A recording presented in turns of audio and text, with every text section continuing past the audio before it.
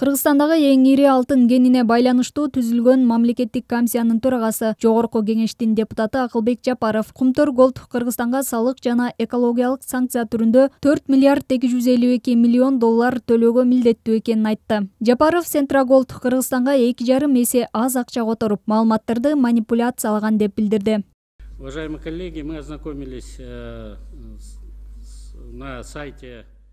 Биз Центроголд компаниясынын сайтын карап, алар маалыматты манипуляцияланган деген бүтүмгө келдик. Анда Кыргызстанга 4 миллиард 485 миллион 902 миң доллар которулганы жазылган. Чыгымдардын басымдуу бөлүгүн Кыргызстанга жумшаганын көрсөткөн. Бирок алар чынында бизнес чыгымдарына колдонгон. Иш жүзүндө кумтар ачылгандан бери тагыраагы 26-жылда Кыргызстанга 1 миллиард 750 миң 818 доллар которгон. Анын дагы 90% салык катары төлөгөн. Калган цифралар манипуляцияланган компаниянын Кыргызстанга бөлгөн каражаты катары көрсөткөн. Чынында 2,5 эсе аз которгон.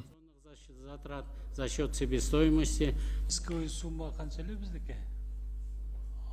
Аталган ишкананын ишин иликтөө боюнча мамлекеттик комиссиянын мүчөлөрү маселени чечүүнүн жолдору тууралуу суроо салышты. Жапаров болсо анын 3 жолу бар дейт.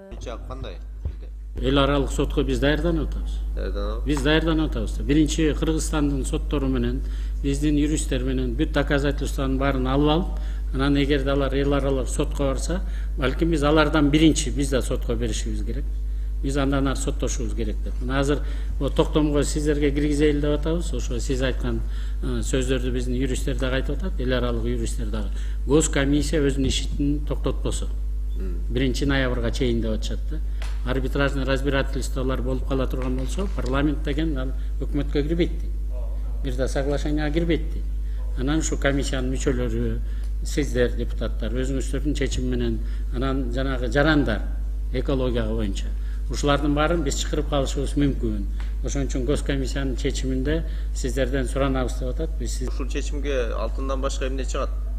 Алты күмүш чыгып атат, күмүштүн акчасы мынча болду деп так жазып койсок, андан кийин калган чыккан нерселердин баардыгын алганга экономически нерентабельный деп туруп так жазып коюш керек да бул жерде.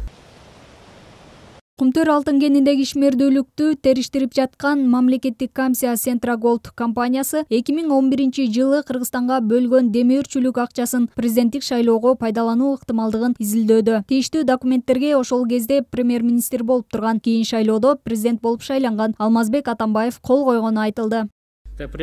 Комиссия аябай кызыктуу фактыны таап чыкты. 2011-2012 жылдары Центроголд демөөрчүлүк каражатты мыйзамдарды бузуу менен которгон. Ал борбордук казыналардын системадан тыш колдонулган. 2011-жылы сентябрда Центра компаниясы жарандык турак жай куруу департаментинин эсебине РСК банк аркылуу 10 миллион доллар которгон. Ага курула турган объектилердин тизмеси премьер-министр Алмазбек Атамбаев тарабынан берилген.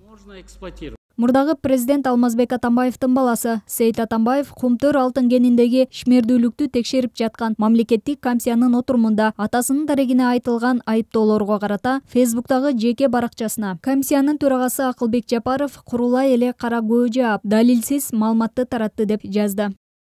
Өткөн жумада Кыргызстанда Кумтөр алтын кенине сырттан башкаруу киргизиле турган мыйзам долбоору кабыл алынып, андан көп өтпөй эле Бишкектин Октябрь райондук соту Кумтөр Голд компаниясын Кыргызстандын экологиялык мыйзамдарын бузган үчүн айыптап 261 миллиард 719 миллион 674 миң сом кенемде төлөп берүүгө милдеттендирген. Бул боюнча Ысык Көл облустук милициясынын тергөө кызматы Кумтөр Голд ишканасынын жетекчилерин 12 майга суракка чакырган. Алар Кыргызстандан чыгып кеткендиктен суракка барган эмес.